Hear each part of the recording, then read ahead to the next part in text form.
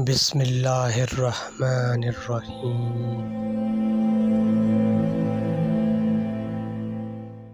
ناظرین و سامعین السلام علیکم۔ توہین رسالت پر ہمارے ملک پاکستان میں بہت سے واقعات رونما ہو چکے ہیں اور ان واقعات کی زد میں لوگوں کو عبرتناک موت کی گھاٹ اتارا جا چکا ہے، اور حال ہی میں ڈاکٹر شاہنواز کنبھر کا واقعہ سندھ میں پیش آیا ہے جس میں انہیں بے دردی سے قتل کیا گیا۔ کیا وہ سب درست فیصلے ہیں جو عوام خود کرتے ہیں؟ آج ہم اس ویڈیو میں جانیں گے کہ وصی رسول اللہ صلی اللہ علیہ وآلہ وسلم امیر المؤمنین امام علی ابن ابی طالب علیہ السلام نے اپنے دور میں حضرت محمد مصطفیٰ صلی اللہ علیہ وآلہ وسلم کی رسالت کا انکار کرنے اور توہین رسالت کرنے والوں کو کیا سزا دی ہے۔ یہ جاننے کے لیے اس ویڈیو میں ہمارے ساتھ آخر تک جڑے رہیں، اور اگر ویڈیو پسند آئے تو اسے دوسروں تک پہنچانے میں ہماری مدد کریں۔ اسے لائک کریں اور شیئر کریں تاکہ زیادہ سے زیادہ لوگوں تک امام علی علیہ السلام کا یہ انصاف پہنچ سکے اور لوگ پھر کبھی جلد بازی یا جنون میں آ کر اس طرح توہین رسالت کرنے والوں کو بے دردی سے قتل نہ کریں۔ تو چلتے ہیں امام علی علیہ السلام کے فیصلے کی طرف۔ ناظرین، سقط الاسلام حضرت علامہ شیخ کلینی علیہ رحمہ نے اپنی کتاب اصول کافی میں حضرت امام جعفر صادق علیہ السلام سے نقل کیا ہے کہ مولا علی علیہ السلام مسجد کوفہ میں تشریف فرما تھے کہ کچھ لوگ گرفتار کر کے لائے گئے جن کا جرم یہ تھا کہ وہ ماہ رمضان میں دن کا کھانا کھا رہے تھے۔ مولا نے ان سے اس طرح گفتگو فرمائی، تم نے ماہ رمضان میں دن کو کھانا کھایا ہے؟ انہوں نے کہا جی ہاں۔ امام علی علیہ السلام نے فرمایا، کیا تم یہودی ہو؟ انہوں نے کہا جی نہیں۔ پھر فرمایا، نصرانی ہو؟ انہوں نے کہا جی نہیں۔ امام علی علیہ السلام نے فرمایا، پھر کس ملت سے تمہارا تعلق ہے؟ انہوں نے جواب دیا، ہم مسلمان ہیں۔ علی علیہ السلام نے فرمایا، تو پھر مسافر ہو؟ انہوں نے کہا جی نہیں، اسی شہر کے رہنے والے ہیں۔ امام علیہ السلام نے پھر پوچھا، تو پھر تم کو کوئی ایسا مرض لاحق ہوگا جو دوسروں کی نظروں سے پوشیدہ ہے لیکن تم اس سے واقف ہو؟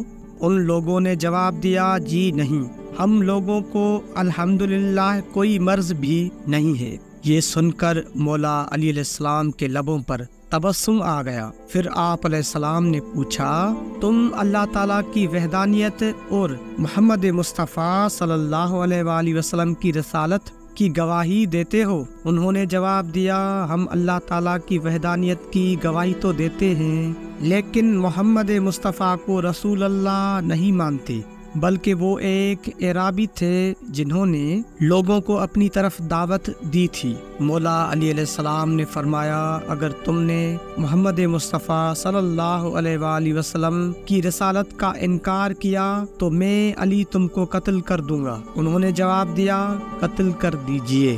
اس وقت آپ علیہ السلام نے شرطت الخمیس یعنی فوجی افسروں کی ایک جماعت کو حکم دیا کہ پشت کوفہ پر 2 گڑھے کھودے جائیں، ایک گڑھے سے دوسرے گڑھے تک روزن رکھیں۔ ناظرین، روزن کا مطلب وہ سوراخ ہے جس میں سے آگ لگانے کے بعد دھواں نکلتا ہے۔ اس کے بعد آپ علیہ السلام نے ان لوگوں سے فرمایا، سرور کائنات صلی اللہ علیہ وآلہ وسلم کی رسالت کا اقرار کرو ورنہ تم لوگوں کو گڑھے میں ڈال کر ہلاک کر دوں گا۔ انہوں نے جواب دیا، کوئی پرواہ نہیں ہے، یہ دنیا تو گزشتنی ہے۔ مولا علی علیہ السلام نے حکم فرمایا کہ گڑھے میں آگ روشن کی جائے۔ جب آگ روشن ہو گئی تو دوسرے گڑھے میں ان لوگوں کو آپ علیہ السلام نے ڈلوا دیا، اوپر سے ڈھکنا رکھ دیا، درمیان میں جو سوراخ تھا اس سے دھواں دوسرے گڑھے میں جا کر جمع ہو گیا۔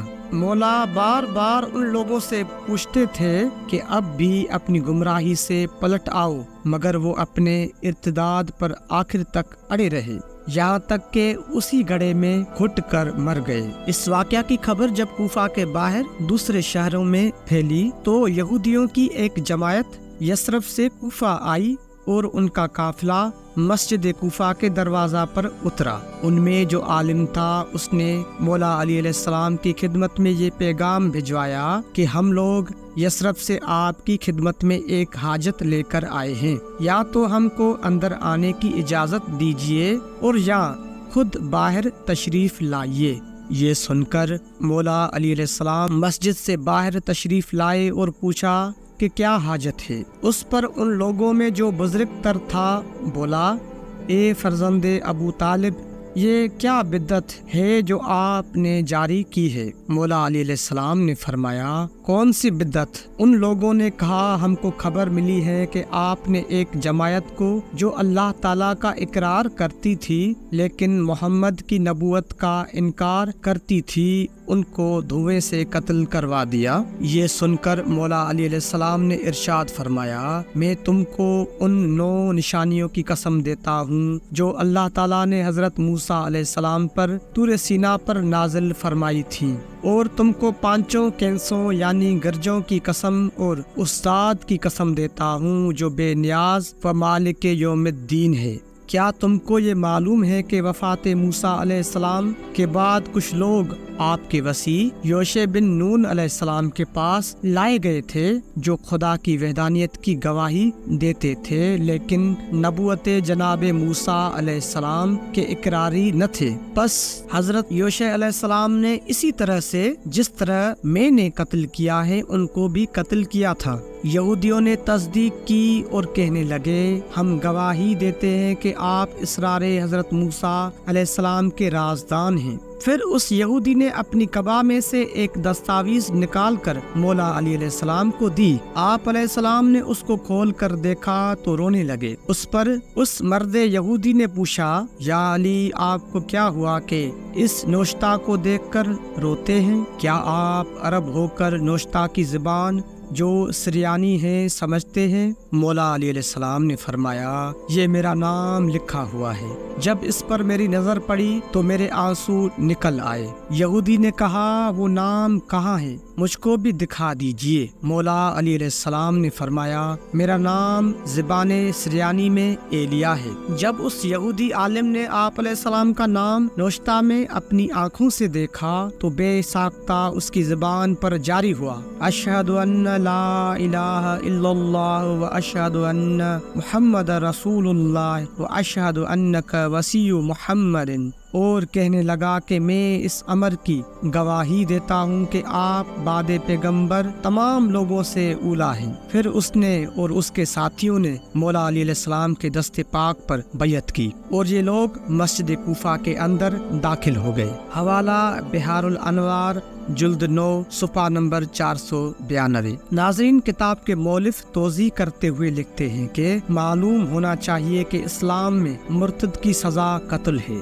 مرتد وہ ہے جو خدا یا رسول خدا صلی اللہ علیہ وآلہ وسلم یا ضروریات دین کا انکار کرے۔ اسی لیے مولا علی علیہ السلام نے ان کی زبان سے ان کے مسلمان ہونے کا اقرار لے لیا تھا، اور یہ کہ دیگر ادیان باطلہ سے ان کا کوئی تعلق نہیں ہے۔ پھر بھی اصول دین میں نبوت محمد مصطفیٰ صلی اللہ علیہ وآلہ وسلم اور فروع دین میں روزے کو نہیں مانتے تھے۔ ظاہر ہے کہ ایسا شخص مرتد واجب القتل ہے۔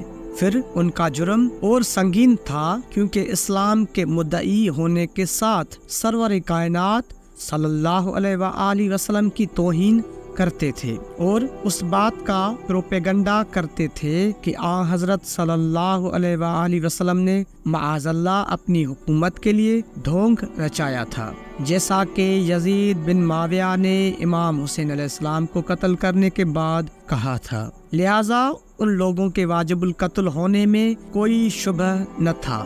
اب رہا یہ امر کہ مولا علی علیہ السلام نے ان کو اس نئے طریقے سے کیوں قتل کیا، تو اس کا جواب ایک تو خود مولا علی علیہ السلام نے فرما دیا کہ یہ نیا طریقہ نہ تھا، بلکہ آپ علیہ السلام سے قبل حضرت یوشع بن نون علیہ السلام بھی اس پر عامل ہو چکے تھے۔ علاوہ بری مولا علی علیہ السلام چونکہ انتہائی رحیم و کریم ہیں، اس لیے ابتدا میں مولا علی علیہ السلام کا ارادہ ان کو ہلاک کرنے کا نہ تھا، ورنہ تلوار سے ان کی گردن اڑا دیتے۔ آپ علیہ السلام نے ایسا نہیں کیا، بلکہ ان کو دھوئیں میں ڈلوا دیا اور بار بار ان کو ایمان کی طرف واپس آنے کی دعوت دیتے رہے، لیکن وہ اپنے ارتداد پر اتنے ڈٹے ہوئے تھے کہ انہوں نے ایک نہ مانی اور گویا اپنے ہاتھوں سے اپنی موت و ہلاکت ابدی کا سبب بنے۔ ورنہ مولا علی علیہ السلام نے تو ان کو بچانے کی تمام صورتیں صرف کر دی اور ہلاکت سے بچنے کے تمام راستے ایک ایک کر کے ان کے سامنے پیش کیے۔ اس سے بڑھ کر نرمی و رعایت اور کیا ہو سکتی ہے۔ ناظرین، یہ تھا حضرت امام علی علیہ السلام کا انصاف بھرا فیصلہ۔ ناظرین، ویڈیو کو لائک کرنا مت بھولیں، پسند آئے تو کمنٹ کر کے ہماری حوصلہ افزائی کریں اور جڑے رہیں ہمارے ساتھ۔ ملتے ہیں کسی دوسری معلوماتی ویڈیو میں، تب تک کے لیے اللہ حافظ، السلام علیکم۔